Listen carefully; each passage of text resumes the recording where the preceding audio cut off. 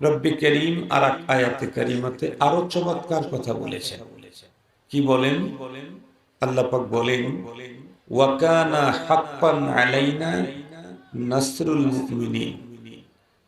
মুমিনদেরকে সাহায্য করা সে তো আমার জিম্মাদারি। কে বলেছেন? আল্লাহ। আল্লাহ কি বললেন? মুমিনকে সাহায্য করা সেটা তো আমার জিম্মাদারি। আর রব্বে করিম কখনো জিম্মাদারি অবহেলা করেন না। এটা হলো তেলাওয়াতকৃত আয়াতে কারিমার তরজমা। এই আয়াতে কি আল্লাহ তাআলা মেসেজ দিলেন? এটি সুন্দর করে হৃদয়ঙ্গম করতে চাইলে একটু পূর্বের থেকে আলোচনা নিয়ে আসতে হবে। আপনারা বলেন, বর্তমান তথ্য প্রযুক্তির এ যুগে, বিজ্ঞানের চূড়ান্ত উৎকর্ষ সাধনের এ যুগে, যেই মানুষটার হাতের ভিতরে এই জাতীয় ফোন আছে, সে যদি ফোন ব্যবহারে এক্সপার্ট হয়, তাহলে তার কাছে যেন পুরো পৃথিবী আছে। এই ফোন কারো হাতে থাকা মানে পুরো পৃথিবী তার হাতে।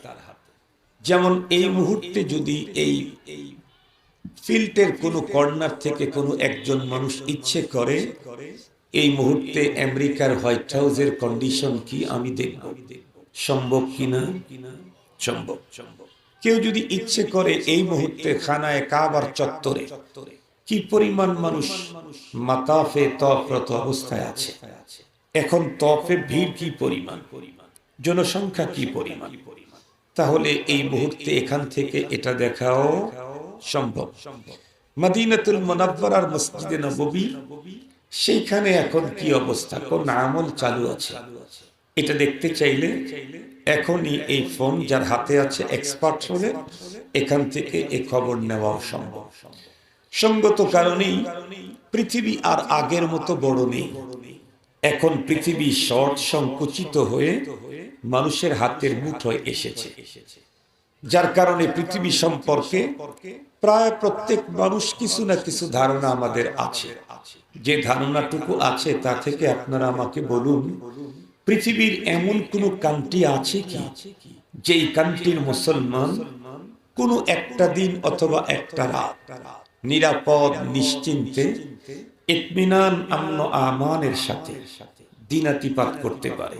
এমন কোন কান্ট্রি আজকের পৃথিবীতে আছে কি? নেই।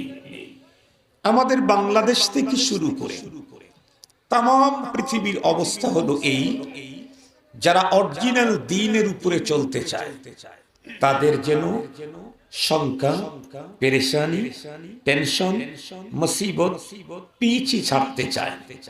যারা আধুনিক ইসলাম নিয়ে তুষ্ট, তারা একটু সুবিধা ভোগ করলেও অরিজিনাল ইসলামের উপরে যারা চলতে চায় তাদের দুঃখ, তাদের দুর্দশার কোনো শেষ নাই।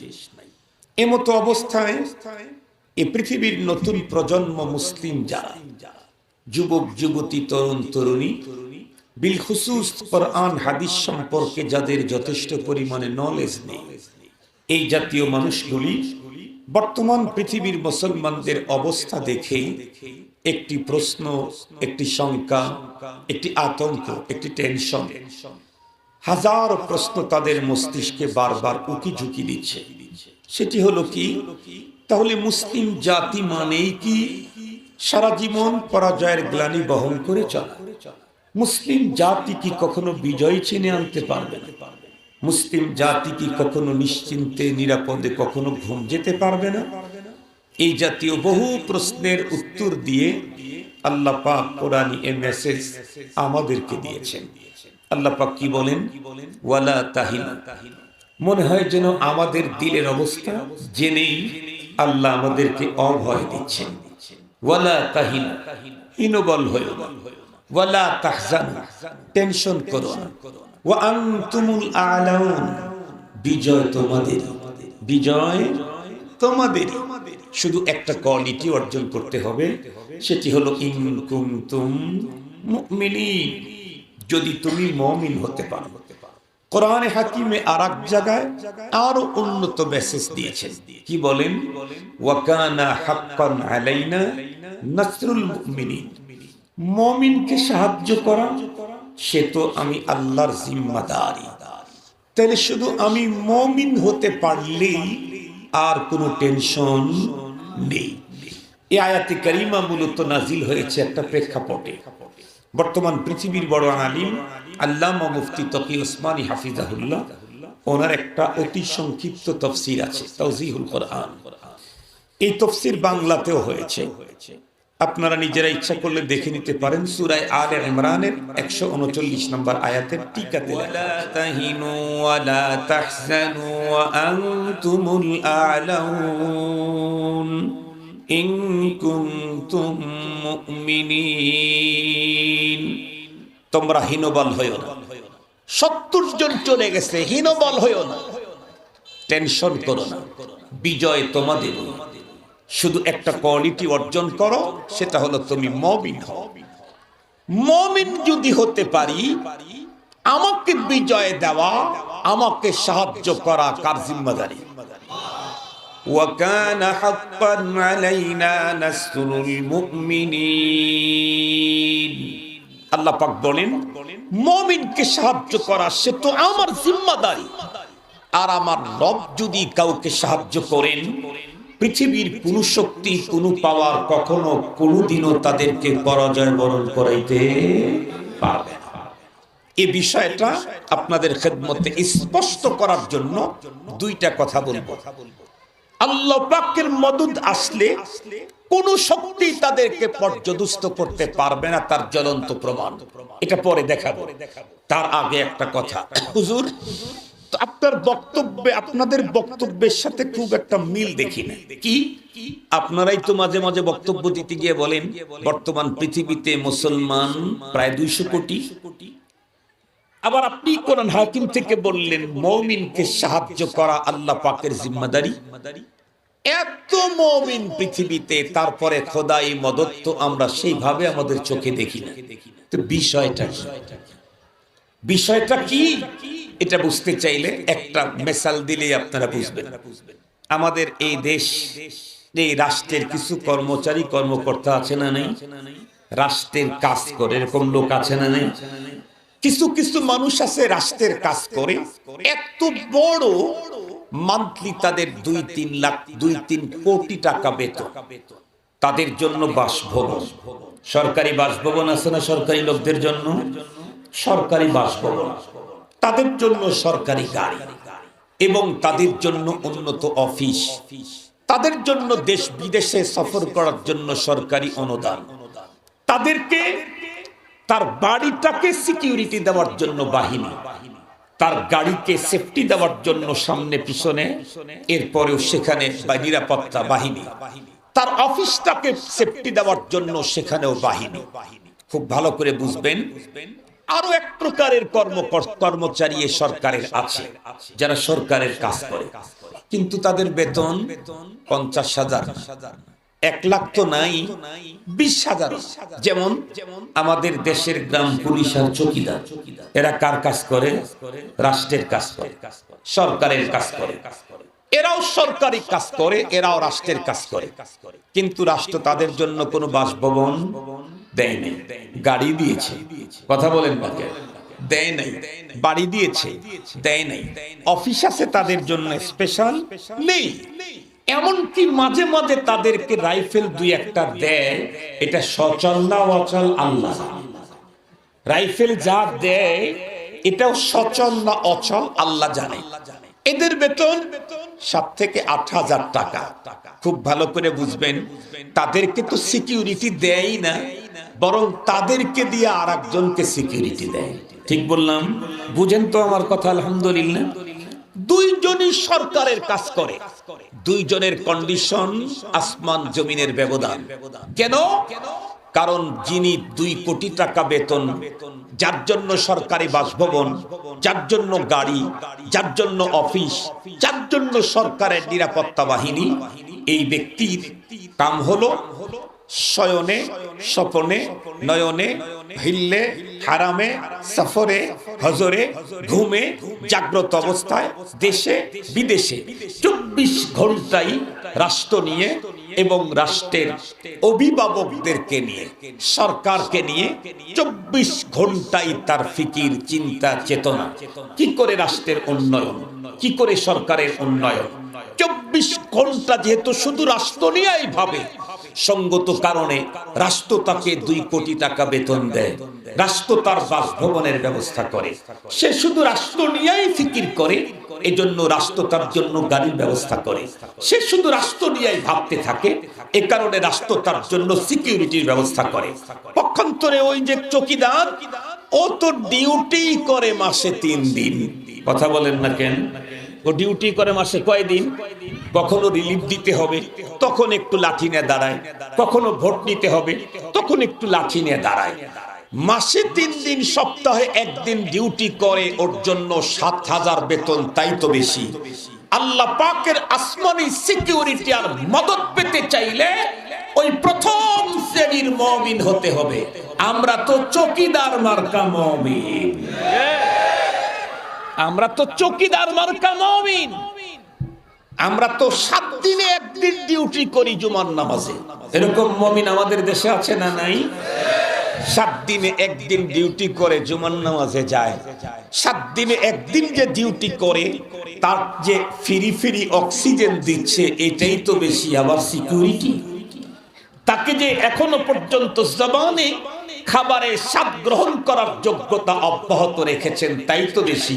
আবার আসমানি মদত, আসমানি মদত পেতে চাইলে নাম্বার 1 মুমিন হতে হবে, 1 নম্বরের মুমিন হতে হবে। ভেজাল মুক্ত ঈমান আনতে হবে। দুঃখের সাথে বলতে হয়, আমাদের দেশে ঈমানদার ক্লিন, স্বচ্ছ, ফ্রেশ, নির্ভেজাল ঈমানদার খুঁজতে গেলে বের করা বড় কঠিন। ওই যে কথা আছে না, উকুন বাঁচতে বাঁচতে কম্বলি ফুরিয়ে যাবে। আমাদের দেশের মুমিনদের কন্ডিশন হলো তাই। কসম আল্লাহর, যতদূর পর্যন্ত মাইকের আওয়াজ যায়, 100% আল্লাহর প্রতি আস্থার বিশ্বাস রেখেই বলছি, আজকেও যদি আমরা নিট এন্ড ক্লিন, স্বচ্ছ, ফ্রেশ, মুকাম্মাল ঈমান অর্জন করতে পারি, উন্নত তথ্য প্রযুক্তি আমার নাই, উন্নত আবিষ্কার আমার নাই, অনেক বেশি জনশক্তি আমার নাই, অনেক বেশি তথ্য প্রযুক্তিতে আমি অনেক আগানো নাই, সম্পদ আমার বেশি নাই, কিন্তু ঈমানে যদি নাম্বার 1 হই, রব্বে কারীমের ঘোষণা, ওয়াকানা হাক্কান আলাইনা নাসরুল মুমিনিন, পৃথিবীর যে প্রান্তেই থাকি, যেখানেই থাকি, আল্লাহর সাহায্য আমার আসবেই। আর রব যদি কাউকে সাহায্য করেন, সব মিলেও তাকে পর্যদুস্ত করার ক্ষমতা পৃথিবীর কারো নাই। মুসলমান ভাইরা, আমার কথা ভালো করে বুঝবেন। সত্যিকারের কমপ্লিট 100% নিট এন্ড ক্লিন ঈমান থাকলে সব ধরনের পাওয়ার আর ক্ষমতার বিরুদ্ধে আল্লাহ পাক রব্বুল আলামিন মুমিনকে বিজয় দান করেন। এই বিষয়টা আপনাদের বন্ধুরা আমার চোখে আঙ্গুল দিয়ে বুঝাবার জন্য 1400 বছর পূর্বের কোন ইতিহাস বলতে চাই না। 1400 বছর পূর্বের ইতিহাস বললে কেউ বলবেন তখন তো নবী ছিলেন, নবীকে সাহায্য করার জন্য রব্বুল আলামিন আসমান থেকে সাহায্য পাঠাবেন, এটাই স্বাভাবিক। তখন তো সাহাবায়ে কেরাম ছিলেন খায়রুল কুরুনি করনি সুম্মাল্লাযীনা ইয়ালুনাহুম সুম্মাল্লাযীনা ইয়ালুনাহুম। সাহাবী আর তাবেঈ, তাবেঈ তাবেঈদের কথা বললে আপনারা বলবেন তারা তো খায়রুল কুরুনের মানুষ, তাদেরকে সাহায্য করার জন্য রব্বে কারীম আসমান থেকে সাহায্য পাঠায়া দিবেন, এটাই তো স্বাভাবিক। কিন্তু আমাদের মতো মুমিন যদি সত্যিকার ঈমান লালন করি, আমাদেরকেও কি পূর্বের মতো আসমানি মদদ দিবেন নাকি? হ্যাঁ হ্যাঁ, আমাদেরকেও দিবেন। এই কথাটাকে বন্ধুরা আমার প্রমাণ করার জন্য একদম সাম্প্রতিক সময়ের ঘটে যাওয়া একটা ঘটনা শুধু আপনাদের খেদমতে বলতে চাই। আপনারা বলুন, বর্তমান পৃথিবীর সুপার পাওয়ার হলো আমেরিকা। এই আমেরিকা মাত্র বন্ধুরা আমার 22-24 বছর আগে আফগানিস্তানের তালেবানদেরকে বন্ধুরা আমার পরাস্ত করার জন্য, শায়েস্তা করার জন্য মিথ্যা একটা ধোঁয়া দুনিয়ার ভিতরে বন্ধুরা আমার চালায় দিল, মিথ্যা একটা প্রোপাগান্ডা ছড়ায় দিল কি তালেবান মানি জঙ্গি, তালেবান মানি সন্ত্রাসী, তালেবান মানি বিশ্ব শান্তির পথের অন্তরায়। মিথ্যা একটা বানাওয়াট কথা সারা দুনিয়াতে ফোকাস করল। আর সারা দুনিয়া যেহেতু আমেরিকাকে মডেল হিসেবে মেনেই নিয়েছে, এই জন্য বড় বাবু যা বলে ছোট বাবুরা তাই বলে। কথা বলেন না কেন?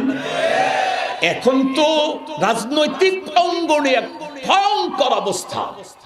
ভয় পাইয়েন না, আমি কোন দলের বিরুদ্ধে বলবো, যদি বলি সব দলের বিরুদ্ধেই বলবো, আর যদি পক্ষে বলি সব দলের পক্ষেই বলবো, কোনো এক দলকে ইন্ডিকেট করে কথা বলবো না, ভয় নাই। রাজনৈতিক অঙ্গনের অবস্থা এখন এতটা ভয়ঙ্কর, বড় বাবু যিনি আছেন রাজনৈতিক অঙ্গনের যে দলেরই হোক, বড় বাবু যা বলে একেবারে ছোট বাবু মানে যার সে ছোট আর কোন ওই দলের বাবুই নাই, সব একই কণ্ঠে একই কথা বলে। এটা ভাবেও না বড় বাবুর কথাটা সত্য না অসত্য, বাস্তব না অবাস্তব, শরীয়ত সম্মত না শরীয়ত বিরোধী, কোরআন সাপোর্ট করে না করে না, ইসলাম সাপোর্ট করে না করে না, এগুলি দেখার কোনো তোয়াক্কা এখন রাজনৈতিক অঙ্গনের নেতাদের ভিতরে নাই। বড় বাবু যা বলেছে এ যেন ওহিয়ে মুনাজ্জাল। বড় বাবু যা বলেছে, যদি বলে এই দিক এখনই এই দিক, যদি বলে ওই দিক এখনই ওই দিক, এ কথা কেউ বলবো না মাত্র এই দিক ছিলাম এখন উল্টো যাব কেমনে, বিবেক তো আছে নাই। এখন রাজনৈতিক কমান্ডিং তার কাছে বিবেক হার মেনে গেছে। একটা দিক খারাপ, কিন্তু আর একটা দিক ভালো। এই সাবজেক্টটা, এই বিষয়টা যদি আল্লাহর আইনের ব্যাপারে সবার ভিতরে ঢুকে যেত, তাহলে নাম্বার 1 মুমিন হয়ে যেত। এটাই শুধু ওই দিক থেকে আরেক দিকে ঘুরায় দিলেই পাক্কা মুমিন হয়ে যেত। ভালো করে বুঝার জন্য বলছি, আমেরিকা যখন বলল তালেবান সন্ত্রাসী জঙ্গি, আমার দেশেরও অনেক মানুষকে তখন বলতে শুনেছি তালেবান জঙ্গি আর সন্ত্রাসী, তালেবান জঙ্গি আর সন্ত্রাসী। কারণ বড় বাবু বলছে ওই বাবুর সঙ্গে কণ্ঠের সঙ্গে কণ্ঠ না মিলাইলে মামু আসে না। খুব ভালো করে বুঝবেন। তাহলে জঙ্গি সন্ত্রাসী তাহলে দমন করতে যাও। দেখলাম আমরা আমাদের এই চোখে আমেরিকা একা একা দমন করতে যাওয়ার সাহস করে না। কেন করে না? কারণ আমেরিকা তালেবানকে ভয় পায়, তাদেরকে দুনিয়া থেকে বিদায় করতে চায়, কিন্তু একা একা যাওয়ার সাহস বুকে নাই। আপনাদেরকে একটা ছোট মেসাল দিলে বুঝবেন। ছোটবেলায় আমরা যখন ছোট ছিলাম, খানা খাইতে বসে হঠাৎ করে আশুরা পোকা চেনেন নাকি? ওই যে খয়েরি কালারের এত টুকটুক পোকা উড়াল দিয়ে যায়, এটা চিনেন নাকি? মোজ বড় বড়, চিনেন নাকি? আমরা ওটাকে আশুরা পোকা বলি। এই আশুরা পোকা যদি কোনো সময় এক জায়গায় ঢুকছে, আমরা ওই পোকাটাকে মারার জন্য খুব উদ্গ্রীব, মেরে ফেলবো। কিন্তু যেই আগায় গেছি, আশুরা পোকার মোজ ঘুরানি দেখেই ভয় পেয়ে আবার ব্যাগে চলে আসছে। মনে পড়ে কি আপনাদের? আশুরা পোকা শুধু মোজটা একটু ঘুরান দিয়েছে, অমনি ভয় না জানি ঝাঁপ দিয়ে আমাদের গায়ে পড়ে নাকি। তখন কি করছি? আবার বড় ডাকে ডাকছি, ভাইয়া ভাইয়া আসো আসো আসো আসো। কি বলে? পোকা মারতে হয়। পোকা মারবি যা। আমি ভয় পাই। আমেরিকার সেম কন্ডিশন। আমেরিকা আফগানিস্তানের মোল্লাদেরকে শেষ করে দিবে, কিন্তু একা যাওয়ার সাহস করল। সে সমস্ত মানুষের অন্তরে মোল্লারা জঙ্গি আর সন্ত্রাসী জাল ঢুকায়া ফ্রেন্ড সার্কেলকে, মিত্র বাহিনীকে সঙ্গে করে আফগানিস্তানে আক্রমণ করলো। মজার কথা হলো, বর্তমান পৃথিবীর সেরা সুপার পাওয়ার, সবচেয়ে উন্নত তথ্য প্রযুক্তি আর আবিষ্কারে বিশ্ব সেরা, পৃথিবীর লেটেস্ট রণসামগ্রীগুলা ভরেই তারা তাদের সৈন্যবাহিনীকে মিত্র বাহিনী সহ পাঠায় দিল। পাঠায় দেওয়ার পরে তারা লড়া শুরু করলো। কাদের বিরুদ্ধে? তালেবান। তালেবান মানে কি? ছাত্র। কথা বলেন না কে? তালেবান মানে ছাত্র। এখন আপনি বলেন তো দেখি, ছাত্রের কি পরিমাণে সম্পদ থাকে? ছাত্রের সম্পদ হলো খাতা আর কলম। সম্পদ থাকে ছাত্রের বাবা, ছাত্রের কোনো সম্পদ থাকে না। তালেবানদের অবস্থাও তাই। পায়ে জুতা পরার মতো শক্তি সকল তালেবানের ছিল না। অধিকাংশ তালেবান নাঙ্গা পায়ের, খালি পায়ে পথ চলতে। অধিকাংশ তালেবান মাস মাস পর্যন্ত শুষ্ক রুটি খেয়ে জীবনটাকে কোন রকম ধরে রেখেছে। পানি দিয়ে ভিজিয়ে শুষ্ক রুটি খেয়েছেন, তরকারি দিয়ে রুটি খাওয়ার মতো সুযোগ তাদের হয় না। অধিকাংশ তালেবান বছরের পর বছর ধরে এক রাত্র তার বাবার ঘরে নিরাপদে ঘুমাইতে পারে নাই। আফগানিস্তানের তুরাবোরা পর্বতের গর্তের ভিতরে খারি শরীরে কোন রকম করে জমিনের সাথে পিঠ লাগায়া জীবনটা পরিচালিত করছে। তাদের অস্ত্র কি ছিল পৃথিবী দেখেছে। এটা তো আজকে আমরা বলতেছি তাই, এটা তামাম দুনিয়াতে ফোকাস। কি তাদের মূল অস্ত্র ছিল লাঠি, খোদা, দাঁত, পাথর। ওদেশে পাথর আছেই। এ পাথর আর লাঠি নিয়ে তারা যুদ্ধ শুরু করলো বর্তমান পৃথিবীর সুপার পাওয়ার আমেরিকার বিরুদ্ধে। লড়তেছে তো লড়তেছে, লড়তেছে তো লড়তেছে, লড়তে লড়তে লড়তে লড়তে লড়তে লড়তে শেষ পর্যন্ত কি হলো?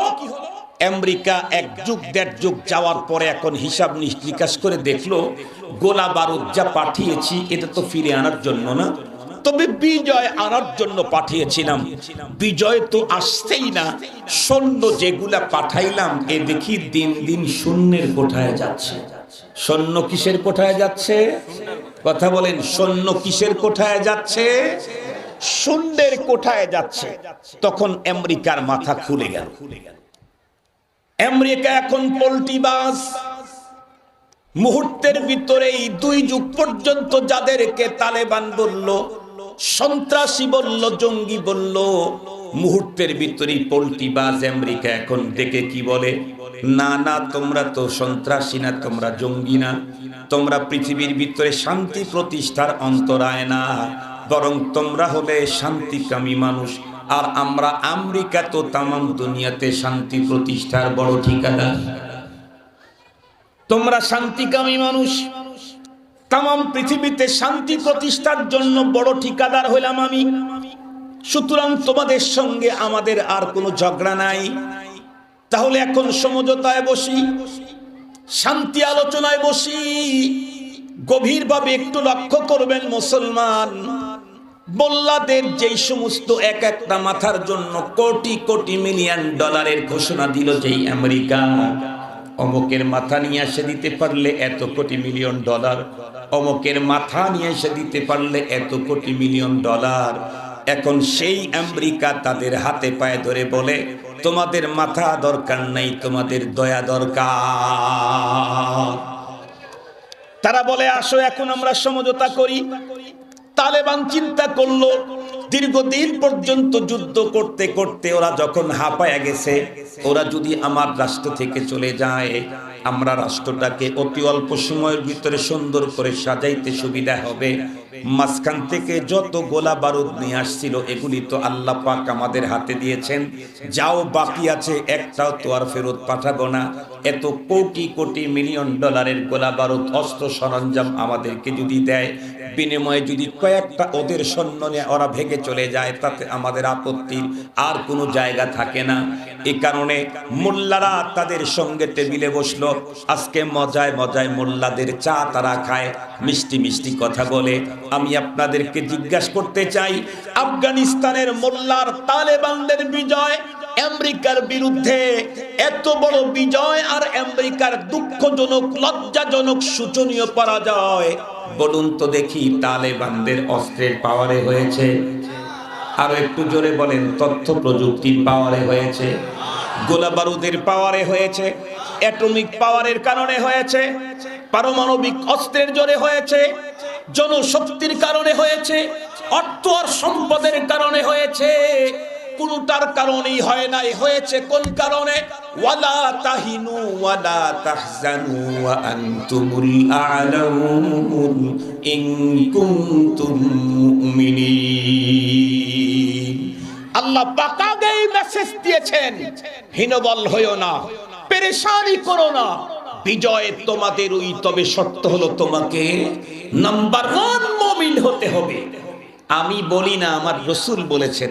ভালো করে শুনে রাখেন, আমি বলি না, আমার রাসূল বলেছেন। পূর্বে কিয়ামতের আগে আগে মসজিদ অনেক বাড়বে, দৃষ্টিনন্দন মসজিদ হবে, মুসল্লির সমাহার। এখন দেখেন না, আল্লাহ শুকুর, আমি ওই যে মসজিদের নামটা এখানে লেখা আছে বনশ্রী, এই মসজিদে 11টার ভিতরে ভিতরে যদি মূল ফটকে আপনারা ঢুকতে পারেন, তাহলে আপনি মসজিদের যেই হন পরে আর জায়গা পাবেন না। এত মুসল্লি এত আগের থেকে আসে। আলহামদুলিল্লাহ, আলহামদুলিল্লাহ 1.5 লাখ টাকাও মাঝে মাঝেই, বিশেষ করে মাসের শুরুতে 1.5 লাখ টাকা আসে ঠঙ্গাতে। 1.5 লাখ টাকা যদি জুমাবারে ঠঙ্গায় আসে, তাহলে মুসল্লি কত? এখানে অনেকেই তো হয়তো বনশ্রীর মুসল্লি আছেন। বনশ্রীতে এত মুসল্লি, সোসাইটির ভিতরে রোডেও মাইক দেওয়া আছে, মুসল্লি সেখানে দাঁড়ায়। এমনকি স্টাফ কোয়ার্টার রোডের এক সাইডটা অনেক সময় ব্লক হয়ে যায়, এত মুসল্লি। সব জায়গাতেই আলহামদুলিল্লাহ মুসল্লি অনেক বেশি, অনেক বেশি মুসল্লি পূর্বের তুলনায়। নবীজিও কথা বলেছেন, কিয়ামতের আগে আগে মসজিদ অ্যাভেলেবেল হবে, মসজিদ দৃষ্টিনন্দন হবে, মুসল্লি অনেক বাড়বে। কিন্তু ইমানদার খুঁজতে গেলে মিলানো বড়, কথা বলেন না কেন? মুসল্লি অনেক বাড়বে, কিন্তু ইমানদার মিলানো বড় কঠিন হবে। আমি আগেই বলেছি, বিশেষ করে বাংলাদেশের মুসলমানদের ঈমানে 2টা সাংঘাতিক জার্ম আক্রমণ আছে। একটা হলো শিরিকের জার্ম, আর একটা হলো নেফাকের জার্ম। একটা হলো শিরিকের জার্ম, আর একটা হলো নেফাকের জার্ম। এটা বাঙালি ইমানদারদের ইমানের উপরে শিরিকের জার্ম আছে, নেফাকের জার্ম আছে। শিরিকের জার্ম আছে মানে, আমি একদম একটা মিসাল দেব, বেশি দেব না। আপনারা বলেন তো দেখি, আমাদের দেশে এমন মুসল্লি আছে না যারা নামাজে দাঁড়ায় সূরাতুল ফাতিহা পড়াই লাগে? লা সালাতা ইল্লা বিফাতিহাতিল কিতাব। সূরা ফাতিহা ছাড়া তো নামাজ হয় না। সূরা ফাতিহা হুজুরকেও পড়তে হয়, পাবলিককেও পড়তে হয়, মন্ত্রীকেও পড়তে হয়, পীর সাহেবকেও পড়তে হয়, মুয়াদ্দিস সাহেবকেও পড়তে হয়। এটা কমন, নামাজের মধ্যে লাগবে। সূরা ফাতিহার মধ্যে কি পড়ি? ইয়্যাকা না'বুদু ওয়া ইয়্যাকা নাস্তাঈন। তার মানে আল্লাহ তোমারই ইবাদত করি, আর কারো না। তোমার কাছেই সাহায্য চাই, আর কারো কাছে না। এটা মসজিদে বললাম। কিন্তু ওই দিকে আবার বিভিন্ন বাবার দরবারে আমার সম্পর্ক আছে। যেমন আমাদের দেশে অনেক রশি টশি আছে না? কথা বলেন না, আপনারা বুঝে নিতেছেন? এই রশির সাথে অনেকের সম্পর্ক আছে না? আবার আমাদের দেশে অনেক পুরি আছে, তারপরে সিঙ্গারা আছে, আছে না? পেঁয়াজি আছে না? আছে না? অমুক পুরি, তমুক পুরি, অমুক পেঁয়াজা, অমুক সিঙ্গারা, এই অনেক কিছু আছে। কেউ রশির সাথে সম্পর্ক, কারো পুরীর সাথে সম্পর্ক, আবার কারো আছে পেঁয়াজের ভান্ডার, ডাউলের ভান্ডার, মাইজ ভান্ডার, অনেক ভান্ডার বুন্ডার আছে না? গতকালকেও আমি মাইজ ভান্ডারের গেটের ভিতর দিয়ে বাবুনগর মাদ্রাসায় ওয়াজ করে আসলাম। গতকালকে মাগরিবের পরে বয়ান করছিলাম চট্টগ্রামে। তো অনেক ভান্ডার বুন্ডার, পুরি আছে, সিঙ্গারা আছে, পেঁয়াজু আছে, রশি আছে, আরো কত কিছু আছে। এদের সাথেও সম্পর্ক। এখন মসজিদে গিয়া ইয়্যাকা না'বুদু ওয়া ইয়্যাকা নাস্তাঈন, মসজিদ থেকে বের হয়েই বলে ম্যানেজারকে, এই বাবার দরবারে গরু কয়টা এবার দিয়েছোস? বাবার দরবারে ব্যবসা বাণিজ্যের অবস্থা ভালো না, বাবায় যদি কাজ না করে তাইলে কিন্তু সামনে আমি ডেভেলপ করতে পারবো না। দে গরু 2টা পাঠায় দে, ছাগল 3টা পাঠায় দে, চাউল এত বস্তা পাঠায় দে। সব করবে বাবা, তাহলে খোদার কি কাজ? কথা বলেন না কেন? সব করবে বাবা, তাহলে আল্লাহর কি কাজ? তাহলে আমাদের ঈমান আছে, এজন্য মসজিদে গিয়ে ইয়্যাকা না'বুদু ওয়া ইয়্যাকা নাস্তাঈন বলি, কিন্তু আমাদের ঈমানের ভিতরে শিরকের জাল। কথা বলেন না কেন? এজন্য দরবারে গিয়া বাবা চাই, সম্পদ চাই, ছেলে চাই, মেয়ে চাই, অমুক চাই, তমুক চাই। বাবার দরবারে গিয়া কেউ কেউ আবার লুটেও পড়ে।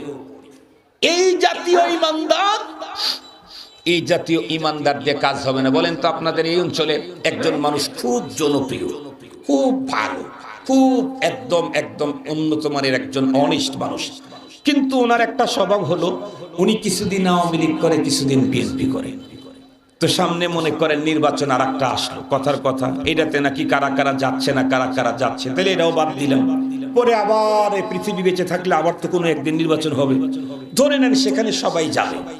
তো সেই মুহূর্তে এই লোকটা কোন দলের নমিনেশন পাবে? যেই লোক কিছুদিন বিএনপি, কিছুদিন আওয়ামী লীগ, কিছুদিন বিএনপি, কিছুদিন আওয়ামী লীগ, এই লোকটা কোন দলের নমিনেশন পাবে? কথা বলেন না কেন? কোন দলের পাবে? কেন? কারণ এক সময় এখানে এক সময় ওখানে, ইহাবি ওয়াহাবি, ইহাবি ওয়াহাবি, তো ওর জন্য কোনো কিছু মিলবে না। মুহতারাম হাজিরিন, আমাদের কপালেও তাই।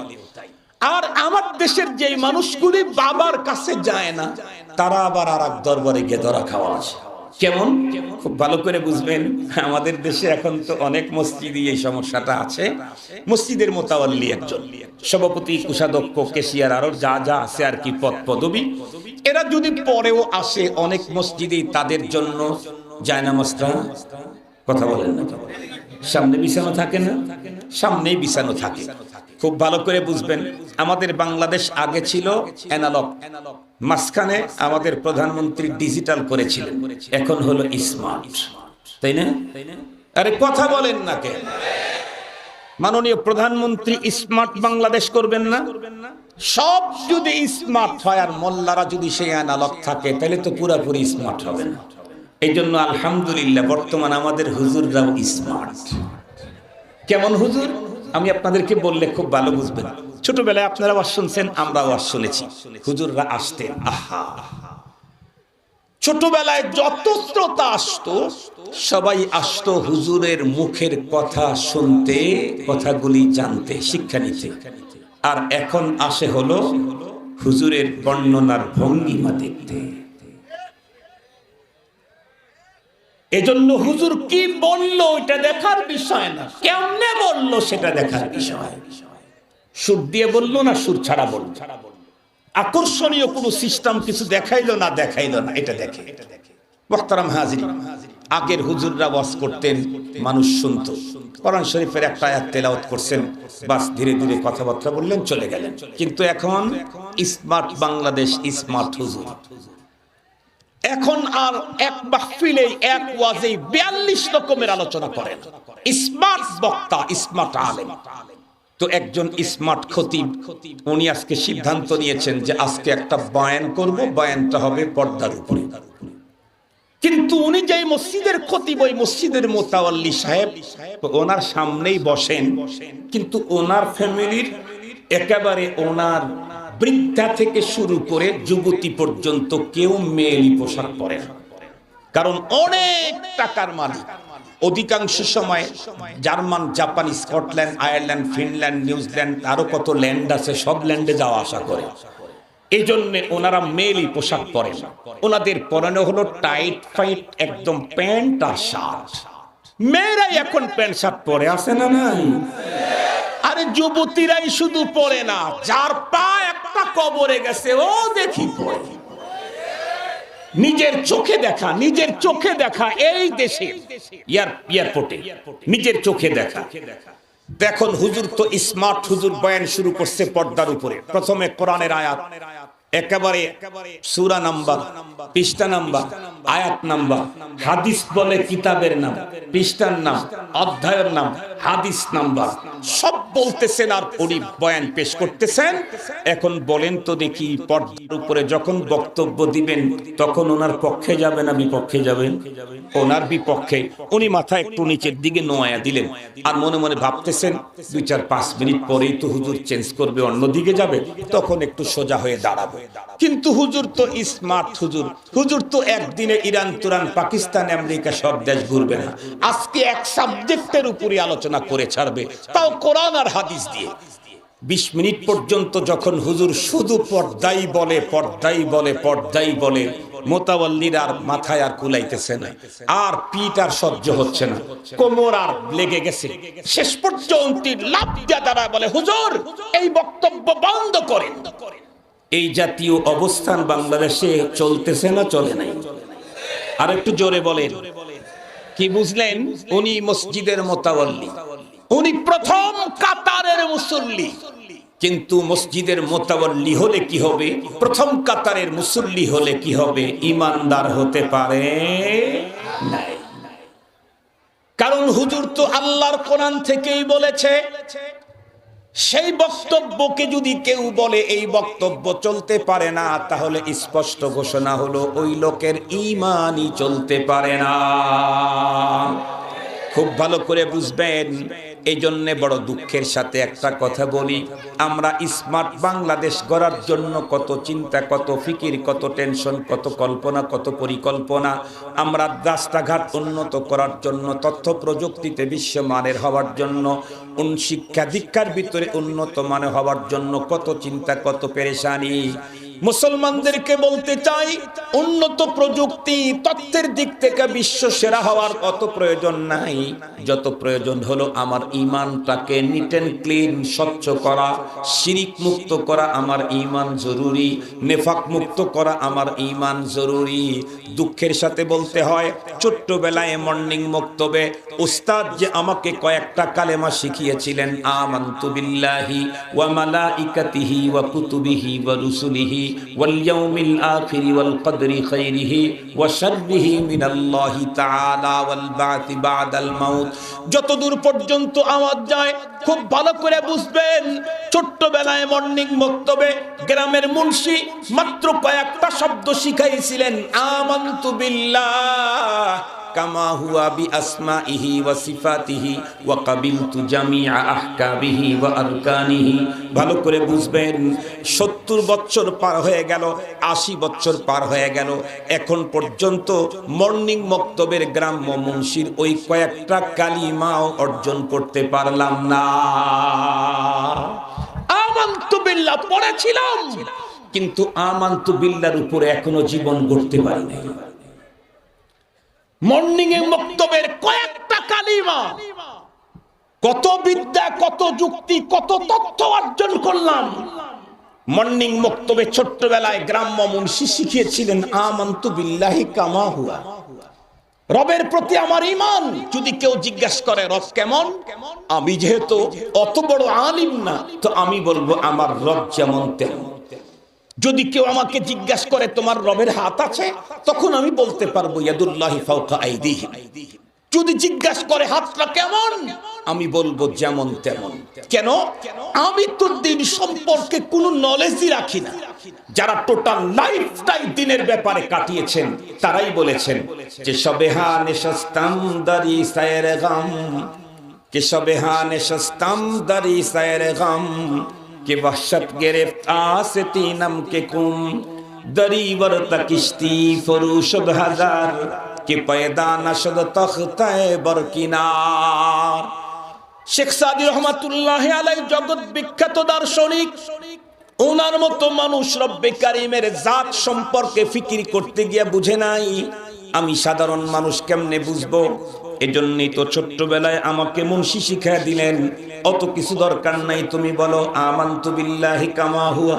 মজার কথা, আলহামদুলিল্লাহ বললেন না যে আমি আল্লাহর প্রতি বিশ্বাস এনেছি। আল্লাহ কেমন? বলে উনি যেমন তেমন, তবে আমার বিশ্বাসটা কি? বিআসমাইহি। শুধু রবের জাতের উপরে আমার বিশ্বাস না, তার নাম সমূহের প্রতি আমার বিশ্বাস। ও সিফাতিহি, তার গুণ সমূহের উপরেও বিশ্বাস।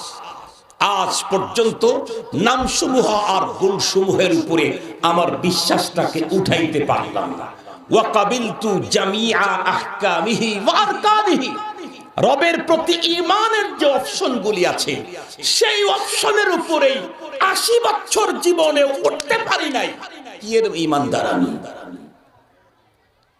আমানতু বিল্লাহর ভিতরে তো 6টা জিনিসের প্রতি ঈমানের স্বীকৃতি দিয়েছি। তার মধ্যে একটা হলো আমানতু বিল্লাহ ওয়া মালাইকাতিহি ওয়া কুতুবিহি, এগুলা বাদ রাখলাম, পরে বলি। মুহতারাম হাজির, আমানতু বিল্লাহর উপরে যতটুকু শিখাইছিলেন উস্তাদ, 90 বছর জীবন টোটাল পার করে দিলাম, এখনো পর্যন্ত ওয়া কাবিলতু জামিআ আহকামিহি ওয়া আরকানিহি, এর উপরেই উঠতে পারি নাই। খোদাই মদদ চাই কেন? তাহলে আমার আজকের আলোচনার টোটাল মূল সার কথা কি? পৃথিবীর মুসলমানদের দুরবস্থা থেকে আমরা যদি উত্তরণ পেতে চাই, আর যদি বিজয়ের পতাকা চিনতে চাই, আসমানি মদত যদি আল্লাহর কাছ থেকে আমরা চাই, অনেক কোয়ালিটি অর্জনের প্রয়োজন নাই, একটা জিনিস অর্জন করা দরকার। সেটা কি? জোরে বলেন, আরো জোরে বলেন, আরো জোরে বলেন। তো আমার ইমানটা হতে হবে কি চকিদার মার্কা? কথা বলেন না কেন? ইমান কি চকিদার মার্কা? না সরকারের সর্বোচ্চ কর্মকর্তা কর্মচারী মার্কা, যে 24 ঘন্টায় রব নিয়ে, দিন নিয়ে, ইসলাম নিয়ে, মুসলিম নিয়ে ফিকির করবে। ওকে 24 ঘন্টা যে কোনো মুহূর্তে মুসিবতে পড়লে আল্লাহ পাক তাকে মদত করার জন্য আল্লাহ পাক নির্ঘুম সময় কাটাইতেছেন। আল্লাহু আকবার বলেন। আমরা কোরআন শরীফে পড়েছি না, আল্লাহু লা ইলাহা ইল্লা হুয়াল হাইয়ুল কাইয়্যুম লা তাখুযুহু, কথা বলেন, লা তাখুযুহু সিনাতুন ওয়ালা নাওম। আল্লাহ পাক তার সত্তার পরিচয় দিতে গিয়ে বলেন, রব চিল্লানা, রব তো উনি যার কখনো ঘুম পায় না, তন্দ্রা পায় না। রব কেন ঘুমান না, কেন তন্দ্রা পায় না? কারণ রব তো প্রতিশ্রুতি দিয়ে রাখছেন, মুমিনকে সাহায্য করা আমার জিম্মাদারি। রব তার জিম্মাদারি পালন করার জন্য রব ঘুমায় না। কিন্তু আমাদের পোড়া কপাল, আমরা এখনো মুমিন হইতেই পারলাম না। আল্লাহ পাক আমাদের প্রত্যেককে খাঁটি এবং মুকাম্মাল পরিপূর্ণ মুমিন হওয়ার তৌফিক দান করুক। ওয়া আখিরু দাওয়ানা আনিল হামদুলিল্লাহি রাব্বিল আলামিন। আসসালামু আলাইকুম ওয়া রাহমাতুল্লাহ।